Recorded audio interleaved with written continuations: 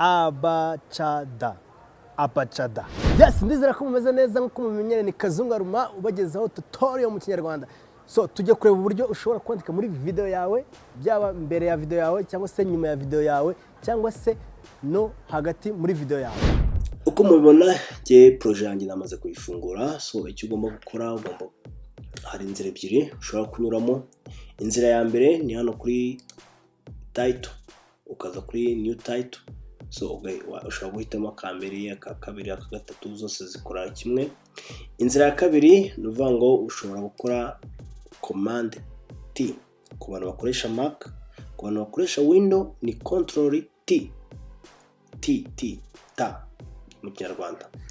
So twe tujye kunyura hano kuri title, hanyuma ukaza kuri new title, then ukaza kuri default style. Hano kuri names ushobora kugira ngo bize kutworohera. Ngenda ndashaka kuhita gutangira.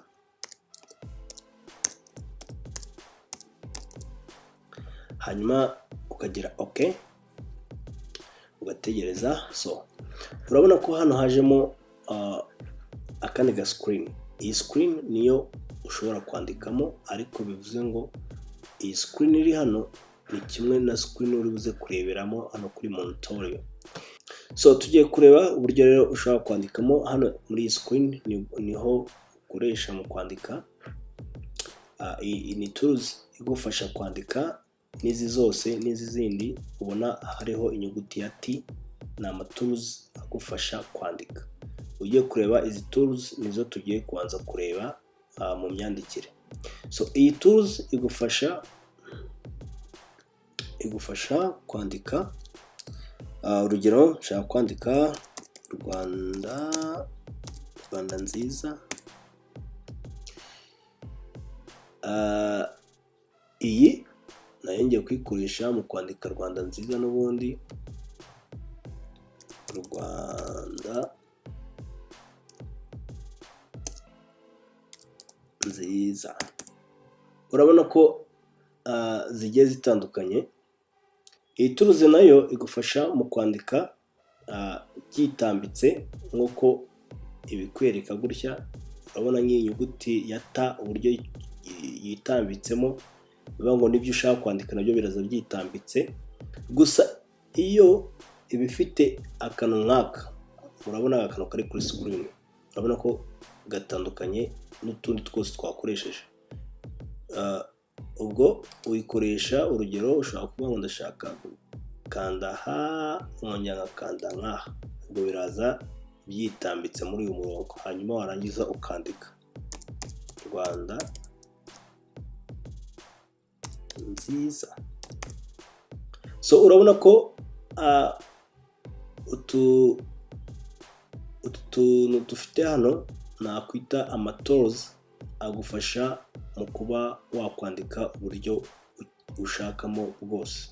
Hanyuma aka ko kagufasha kuba wabitereka nk'ahantu ukeneye. Urabona ko ndi kubitereka nk'ahantu nkeneye.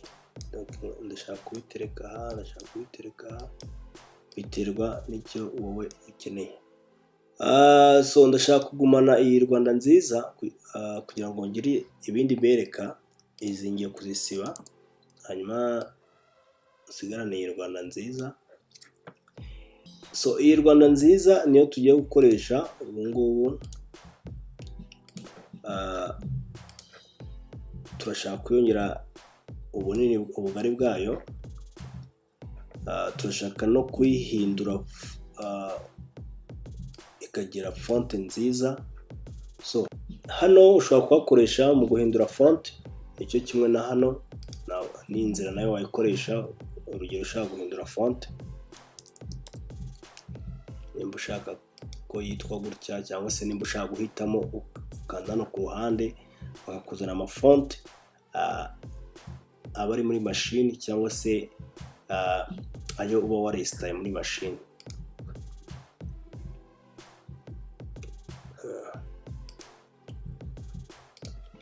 urugero hano ushobora kuyongera size yayo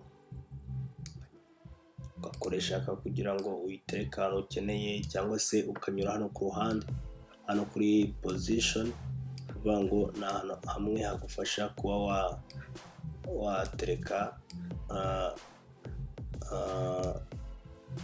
amagambo yawe wanditse aho ukeneye. Hano ni rotation, hano ni family style, ibiki byose, ibi byose ni ngo ugenda usa nk'ubikinisha ukareba ikindi kintu byago.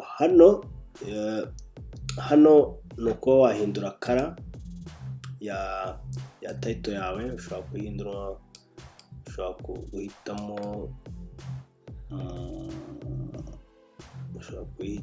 guhitamo umuhondo cyangwa se icyatsi.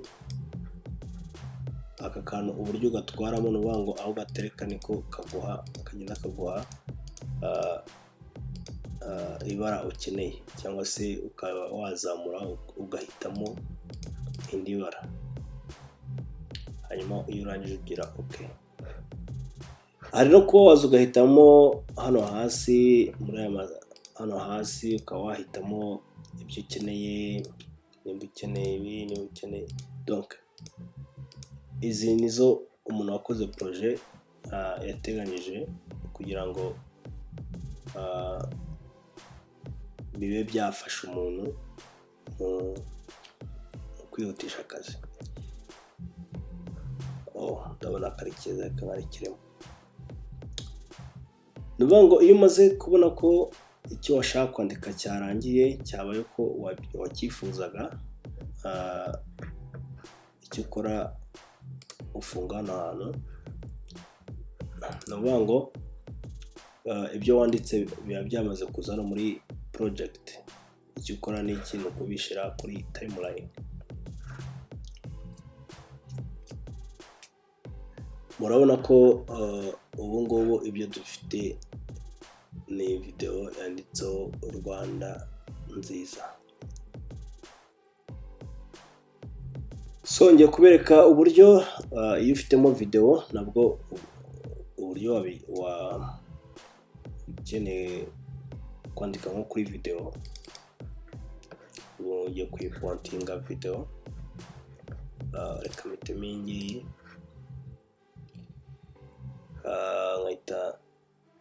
nkahita nyishira kuri timeline.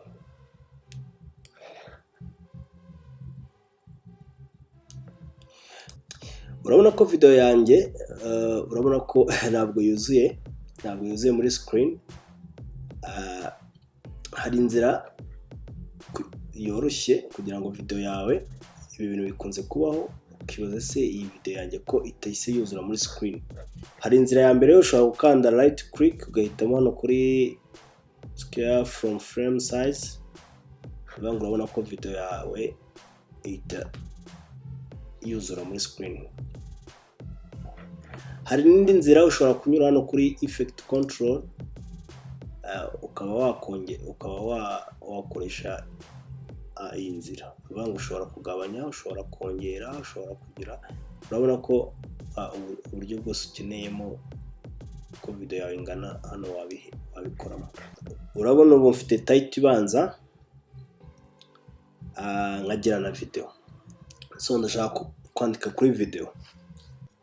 Uko bigenza n'ubundi unyura muri za nzira ebyiri nababwiye. Ushobora kunyura kuri title, ukajya muri new title, ukahitamo default. Urugero hano ndashaka kwandika kuri video, ushobora kuvuga urugero ndashaka kwandikaho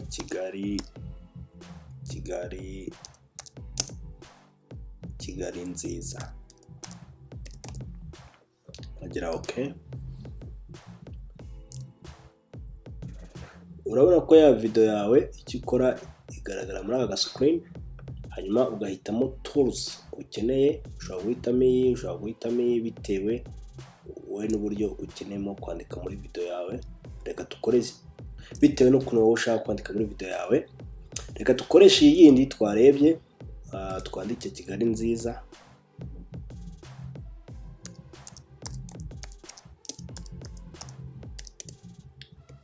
ushaka waza ugahitamo kuri izi title style, ushobora guhitamo iyi, ushobora guhitamo iyi, uhitamo iyo ukeneye nyine ubona ko ari nziza, ariko njye nshaka gukomeza gukoresha iyi. Hano ushobora no kweditinga, ushobora kubona ko umuhondo ari mwinshi ukaba wawugabanya, ushobora kubona atari mwinshi cyane. Donc hano bivuga ngo hano icyo hagufasha kuba wakora editing. Nashaka ngongera size,